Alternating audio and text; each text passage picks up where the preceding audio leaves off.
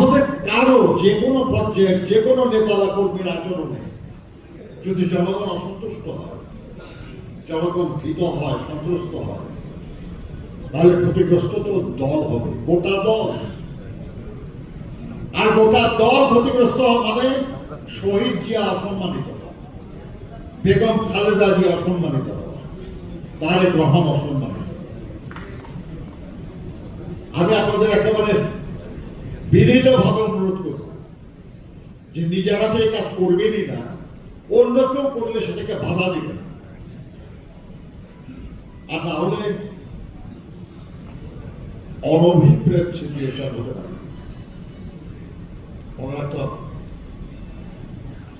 আমরা বলি ব্যক্তির চেয়ে দল বড়, দলের চেয়ে দেশ বড়।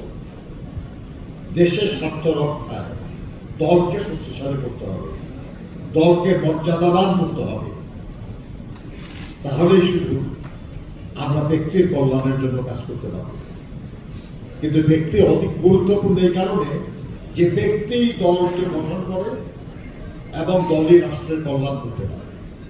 সেই জন্য আমাদের ব্যক্তি জীবনে যা কিছু করা প্রয়োজন শুধু সেটা করা, যেটা করা অনুচিত, যেটা করা দল বা দেশের স্বার্থ বিরুদ্ধ, সেটা না করা। এটাই সালাম তালুকদারের শিক্ষা ছিল।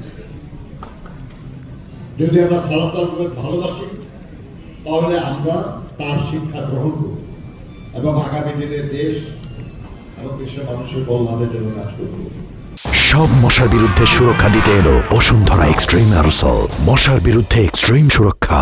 শুধু একটা কথা মনে রাখবেন, আমার আপনার যারা এখনো বেঁচে আছে, আমাদের দায় আছে তাদের প্রতি যারা গুম হয়ে আছেন, যারা খুন হয়েছেন, যারা বিচার বহির্ভূত হত্যার শিকার হয়েছেন।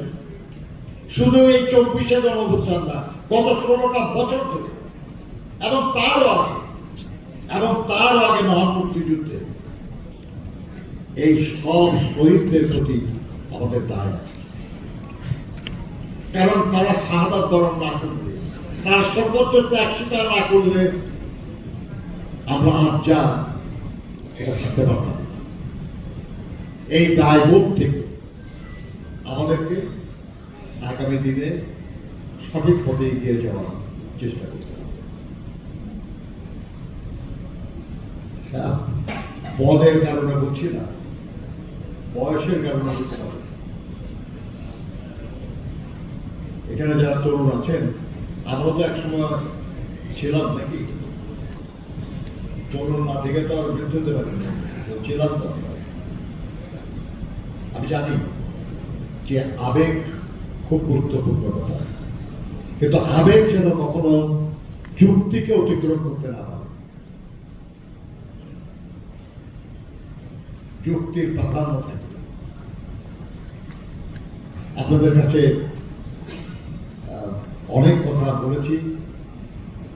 আমি বিশ্বাস করি যে আগামী দিন আমাদের নেতা জনাব তারেক রহমান, যিনি এই মুহূর্তে দলের নেতৃত্ব দিচ্ছেন, আমাদের নেত্রী দেশপ্রিয় খালেদা জিয়া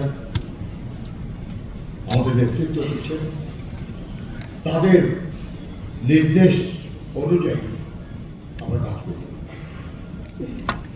প্রতিনিয়ত তারেক রহমান সাহেব বক্তব্য রাখছেন।